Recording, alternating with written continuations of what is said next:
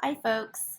I wanted to put a little screencast together because one of the things that we want to talk about as we start to prep our writing is developing a line of reasoning.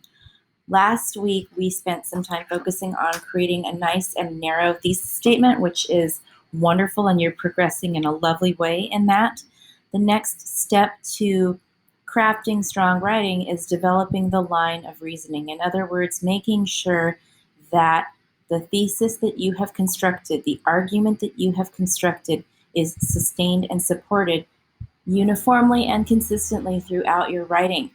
One of the things that I noticed at the reading in all the years that I've done it is that that's quite often where students struggle in terms of reaching the higher levels of the scoring guide, which is really our goal for you since you're all starting off at a really good spot. So I wanted to take a few moments just to kind of underscore a couple of things that I know Mr. Vermillion and Mr. Overton and Mrs. Lindstedt and Ms. Shemazian have been working on with you throughout the course of your years here.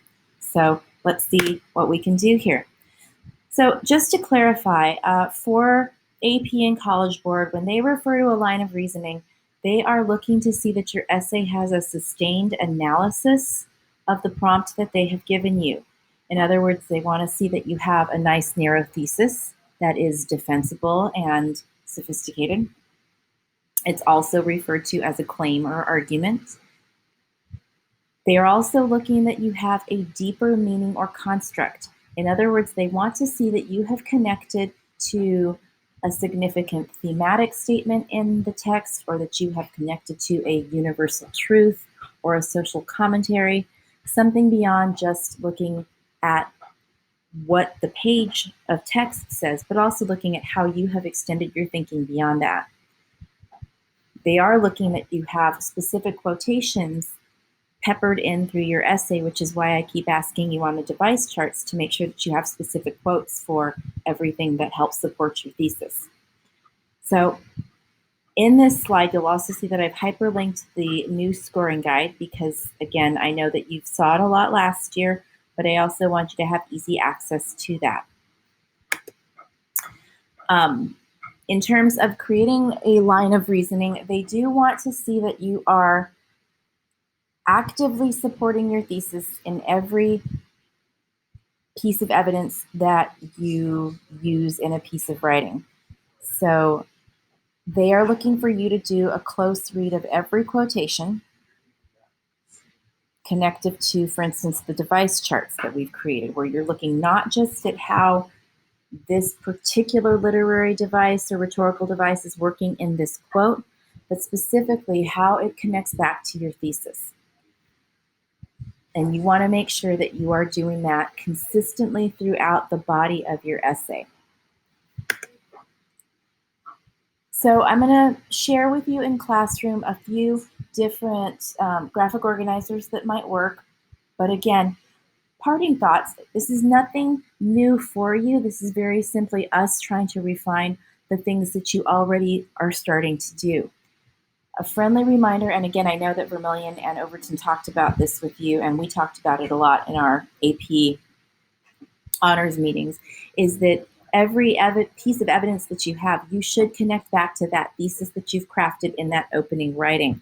And you want to make sure that you're not just explaining what's happening in that specific quote, but that you really are looking at how that helps support the thesis. So we are getting a little more nitpicky than what you may have done your freshman year or when you were in the 8th grade. And that's a good thing. We're trying to show anybody, a professor, a reader, anybody, that there is evidence of your thinking through a piece of reading.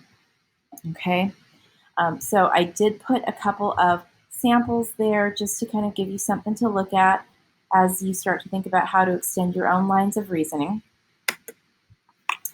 As we start to really develop our lines of reasoning, we can do this a couple different ways, folks. I'm going to share a doc with you that breaks down what that line of reasoning should have in it. That does not mean that's the way it has to look. The first bullet point on your slide says, as long as you have the following components that are on the doc that I share with you, and that is bullet pointed below, as long as you've got a thesis, as long as you've got subclaims or the ideas that would then become your body paragraphs.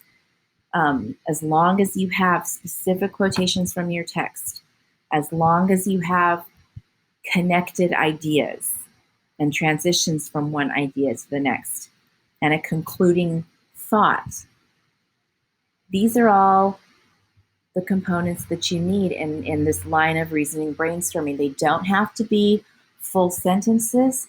They should be just enough to help illustrate how you want to put this piece of writing together. You can do this a lot of different ways. You can do this on the doc that I send you. It's a graphic organizer that's set up in boxes for those of you who think in a very linear way. If you want to work with an outline because that works better for your brain, that's fine with me. If you're a visual learner, in other words, you like to do the graphic organizers that have the boxes and the clouds and the circles, that's fine, as long as all of that information in your previous bullet point is showing up. And again, if you're an artist, and there are a lot of you in here who actually do a lot of drawing, and research shows that sometimes that process of doodling and drawing actually is, for some people, a more effective form of note-taking. So if you're a doodler, you're a drawer, you can do a sketch note that breaks down what your line of reasoning will look like when you choose to write. As long as your sketch note, again, holds examples of what your thesis is and what your quotes are going to be. I'm flexible because your brains are all working differently. So as long as we are hitting what we know we need to have in each line of reasoning brainstorm, how you do that is up to you.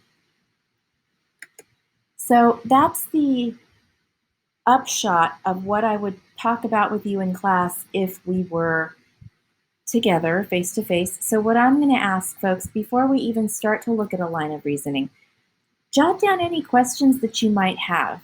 Take a look at this screencast. Listen to it again if you need to. And tomorrow, I'm sorry, that's Monday. When we get back together next, folks, come in with your questions and your thoughts, and we'll look at a couple of examples, and we'll work together on how to wrap our brains around line of reasoning.